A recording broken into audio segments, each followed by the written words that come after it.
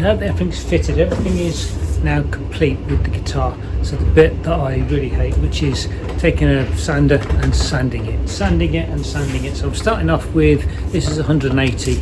I'll go over the whole thing, get all the little marks off it, get it all nice and smooth. The sides as well, because these are not perfect. And then I'll go through more and more fine sandpaper until I get to something which is 400, which gives it a nice smooth even finish that's perfectly flat, smooth and ready to paint.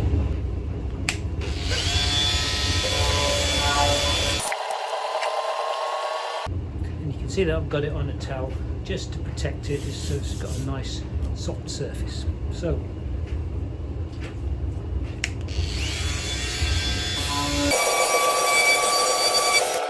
an important thing when you are sanding is to get rid of the dust that's left over.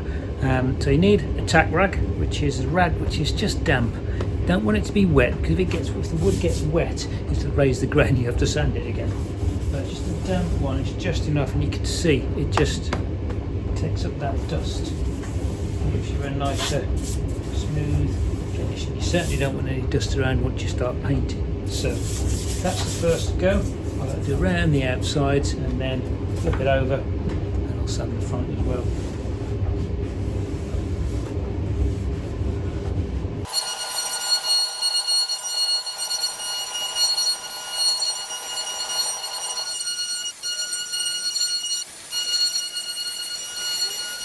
So for the final one, for the 400, unfortunately I don't have any sandpaper for my sander, so I'm going to have to do this one by hand.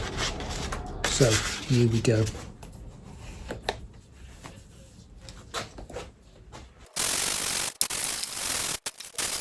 Trying to figure out if we can get rid of this black stripe. So if you remember earlier on, I did some experiment with some acrylic paint to see if I could spray solventy stuff over it, and in fact I could. So what I'm going to try and do, this black line here is the one I think is going to show through, this black line in the middle here.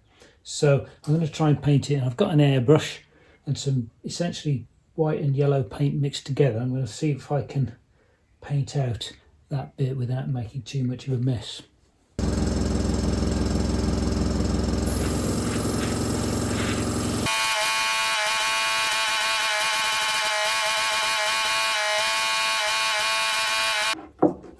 And there we are, so it's a lot less prominent. There's a yellow stripe instead, but I think that'll be easier to hide, and I can always cut it back a little bit. So I'll leave it to dry and I'll feel how smooth that is. I might have to touch it with some sandpaper. Okay, so we're coming up to the scary time of gluing the neck onto the body.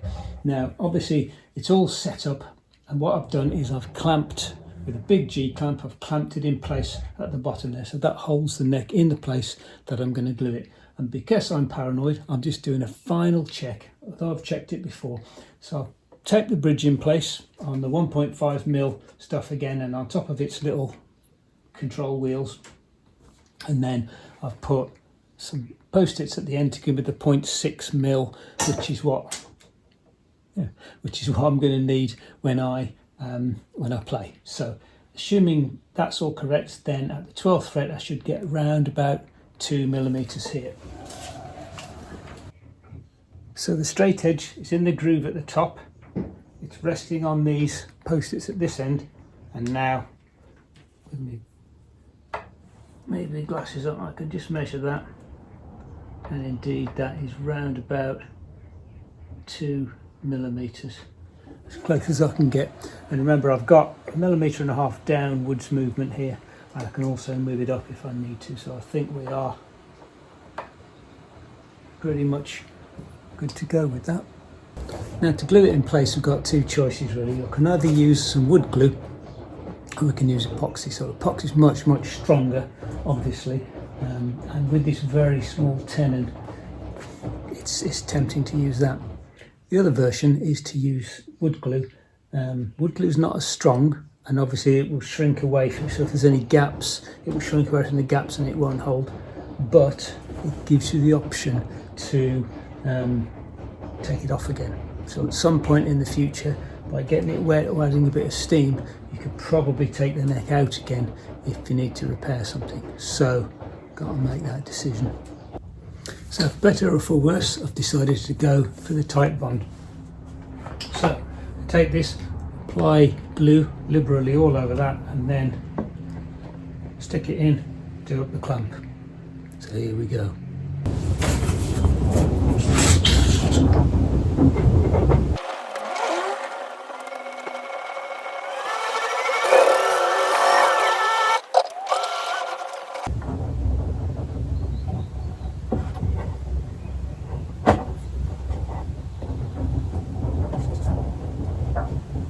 So that's in place, and you can see what I've done is I've made this little cradle again by clamping a towel into my workbench and then just gently clamping the guitar into it.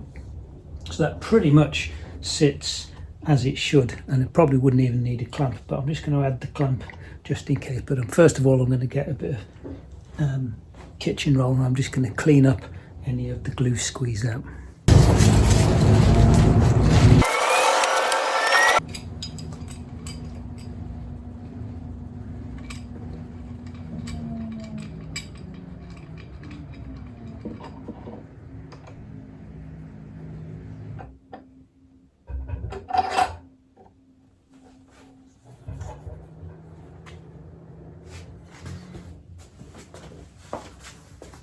Okay, so that's on. Clamp's nice and tight. I'm just going to go and check round to make sure everything is as it should be. And then we'll leave it to set for a while. So now it's the moment of truth. Taking the clamp off, seeing what we've got.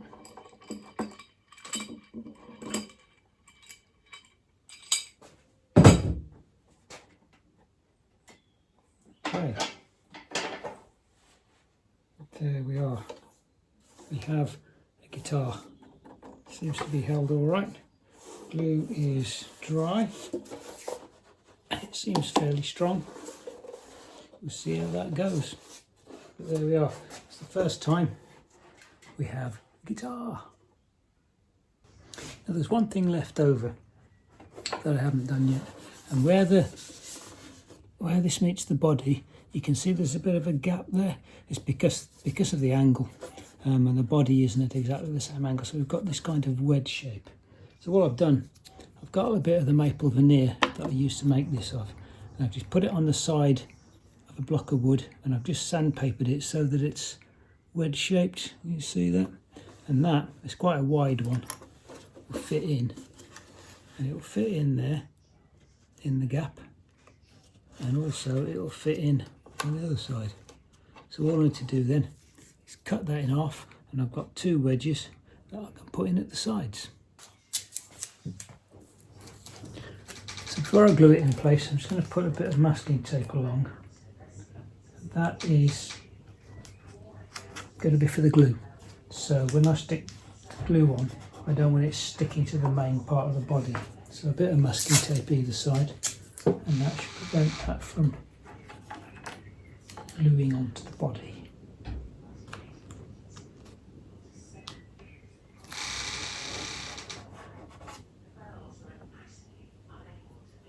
There we go. So then a bit of glue onto this. And push that into place.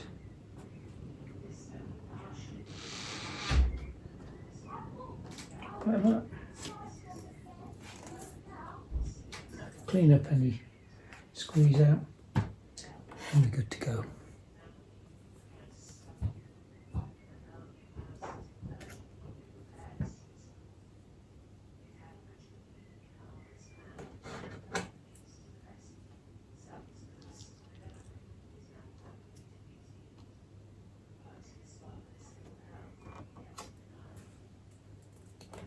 There we are.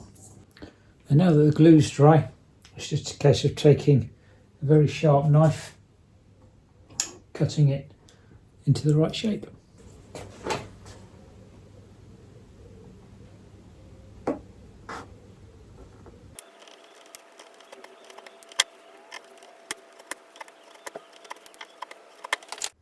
There, well, that's the first one done, and the tape just peels off. Let me zoom you in.